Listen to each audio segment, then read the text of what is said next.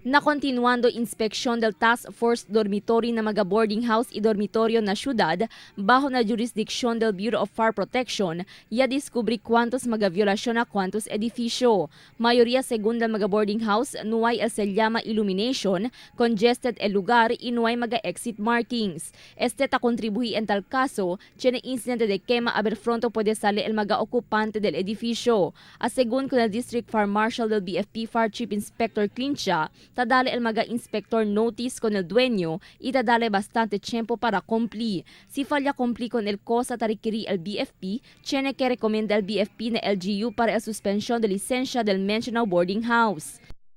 Usually aquel elimination, tiene parte elimination, el congestion, tamira también kami kel mga hallways, pati markings, el exit markings, ang sina, uno sa del mga fire protection kung na sila pa comply de los demás. Pero natembian notice si tiene mga deficiencies, hindi kita notice. Tiene sila grace period to comply. Si nuay, man recommend kita ng local government for the cancellation of the business permit or si kanya kasi remote ya kasi, pero mostly are compliant man kami, comply sila.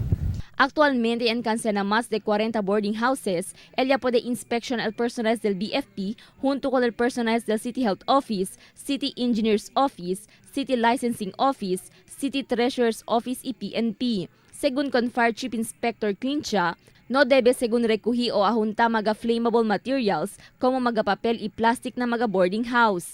Evita también según deja charge mga cellphones y appliances na boarding house, siendo este puede también resulta na quema. Number one is tiene sila proper housekeeping. May sila tan store mga flammable materials, mga papel, mga hindi natao sa mga ropa, mga boxes. Dapat hindi block dila kung may mga things tan store na hallway or na mga exit dila stairway. Dapat ang mga exit doors hindi nakapadlock, especially when people are inside the establishments or the on boarding house. Hindi kasi dapat nakalock.